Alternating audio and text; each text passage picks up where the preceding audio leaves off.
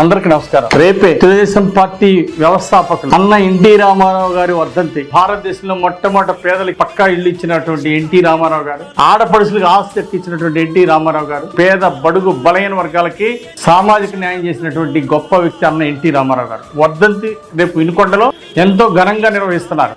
దీంట్లో అందరూ పాల్గొనాల్సిందిగా నేను పిలిపిస్తున్నా. ప్రతి గ్రామం నుండి వేలాది మంది కార్యకర్తలతో ఎన్టీఆర్ కి ఘనమైన నివాళి అర్పించబోతున్నాం. 10,000 మంది పైగా అన్నదాన కార్యక్రమాన్ని కూడా పెద్ద ఎత్తున నిర్వహిస్తున్నటువంటి తెలుగుదేశం పార్టీ కమిటీ సభ్యులందరికీ నేను అభినందనలు తెలియజేస్తున్నా.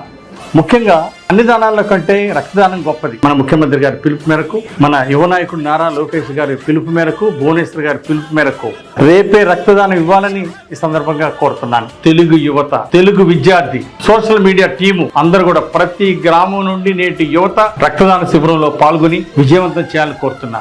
రక్తదానంలో స్టేట్ లో నంబర్ 1 ర్యాంక్ కొట్టిన వినుకొండ యువతకి హృదయపూర్వక అభినందనలు. ఈసారి కూడా స్టేట్ లో నంబర్ 1 వినుకొండ యువత సాధించాలని రేపే ఉదయం 9 గంటల నుండి రక్తదాన శిబిరం మొదలవుతుంది. యువత అందరికీ నేను విజ్ఞప్తి చేస్తున్నా, రండి, కదలి రండి. అన్న ఎన్టీఆర్ వర్ధంతి రక్తదానంతో మనం నివాళులర్పించాలని చెప్పేసి వినుకొండ నియోజకవర్గ ప్రజలందరికీ పిలిపిస్తూ రేపు జరిగే కార్యక్రమాన్ని విజయవంతం చేయాల్సిందిగా కోరుతున్నా.